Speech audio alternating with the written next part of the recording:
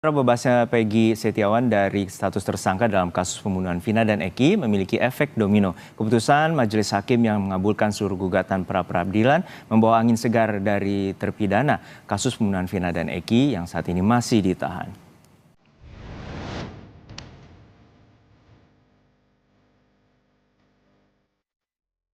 Bebasnya Peggy Setiawan dari status tersangka di kasus pembunuhan Vina dan Eki memiliki efek domino. Keputusan majelis hakim yang mengabulkan seluruh gugatan pra-peradilan membawa angin segar bagi terpidana kasus pembunuhan Vina dan Eki yang saat ini masih ditahan.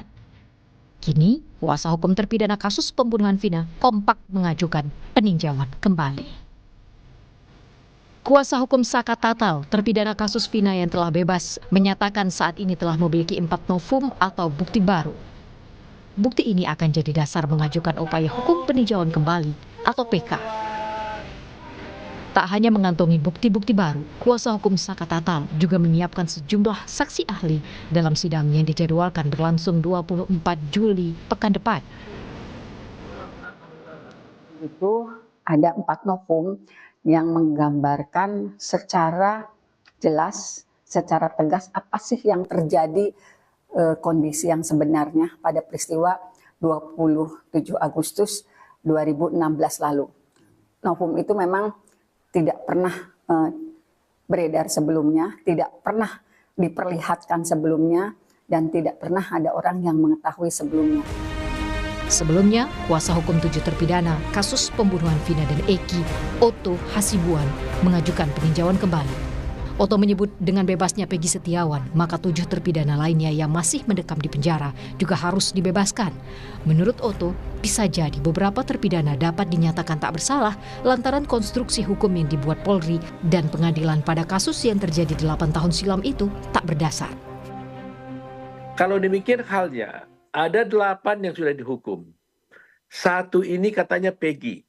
Terlepas ini Peggy yang sebenarnya atau tidak, walaupun oleh pra-peradilan dinyatakan dia itu tidak sah penetapan tersangkanya. Lantas apakah adil kalau betul ada Peggy yang lain itu tidak diapa-apain, tidak diproses, tapi 8 orang ini dinyatakan salah? Ini kan menjadi masalah. Sehingga menurut saya dengan bebasnya Peggy, otomatis yang 8 inilah harus dibebaskan oleh Mahkamah Agung.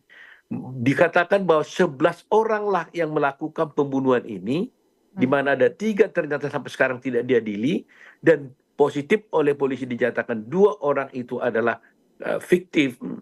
Maka menjadi soal bahwa berarti konstruksi hukum yang dibuat oleh dakwaan jaksa maupun oleh pengadilan itu menjadi tidak berdasar.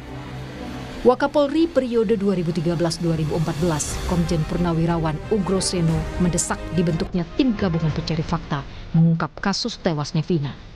Tim gabungan terdiri dari para ahli di bidangnya, mulai dari ahli DNA hingga otopsi. Tujuannya, tim nantinya mendapat analisis yang lengkap. Menurut Ugroseno, tim gabungan juga harus langsung diamanatkan pembentukannya oleh Presiden selaku pemimpin negara.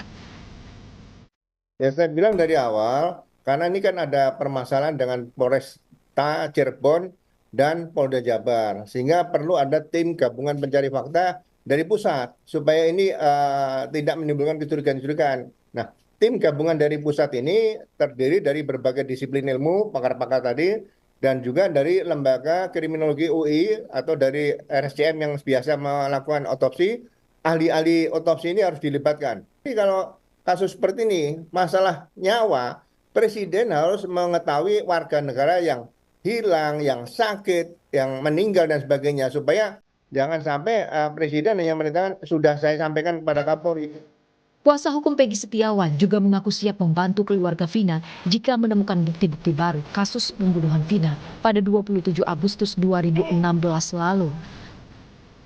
Pengajuan peninjauan kembali oleh 7 terpidana yakni Jaya, Supriyanto, Eka Sandi, Eko Ramadhani, Hadi Saputra, Sudirman, dan Valdi Aditya.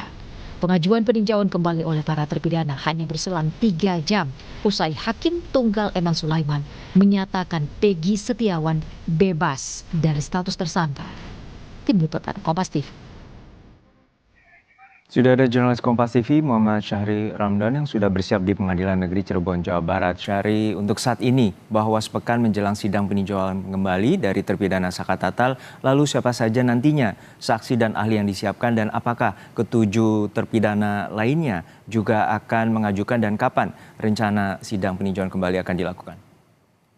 Ya, baik Juno di studio dan selamat siang saudara. Memang betul bahwa Saka Tatal mantan terpidana 2016 lalu sudah mengajukan peninjauan kembali sejak beberapa hari lalu. Catatan yang kami dapati atau kami membuat catatan bahwa Saka Tatal bersama tim kuasa hukum mengajukan dan menyerahkan berkas peninjauan kembali berselang beberapa jam setelah Peggy Setiawan dinyatakan bebas pada pra-peradilan pada tanggal 8 Juli 2024 kemarin.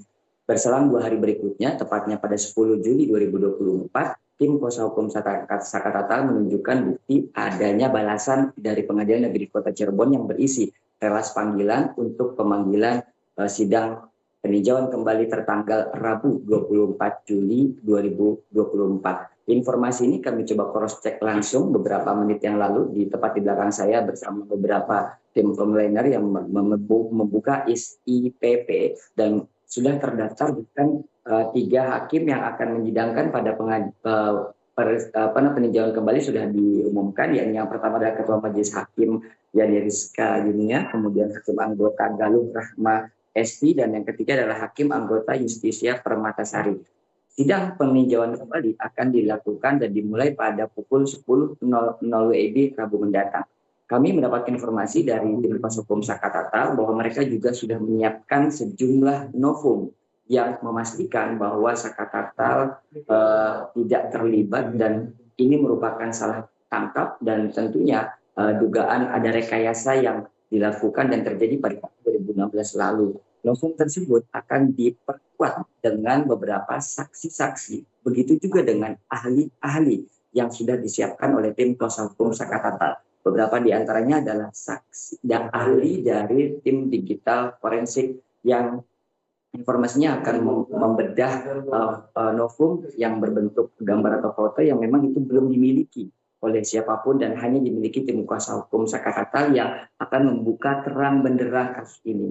Tidak hanya Saka Tatal, kami juga mendapat informasi bahwa bebasnya pra-peradilan Peggy Setiawan dikabulkan oleh Hakim Tunggal Eman Sulaiman pada Senin pekan lalu, itu juga ditanggapi atau direspon disikapi oleh 6 terpidana lainnya yang saat ini juga sedang mengajukan proses peninjauan kembali.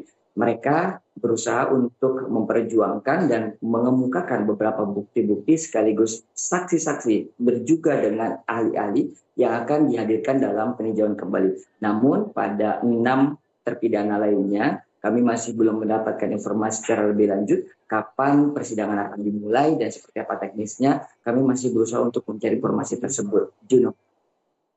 Baik, terima kasih atas laporan lengkap Anda, jurnalis Kompas TV Muhammad Syahri Ramdan dari Pengadilan Negeri Cirebon, Jawa Barat.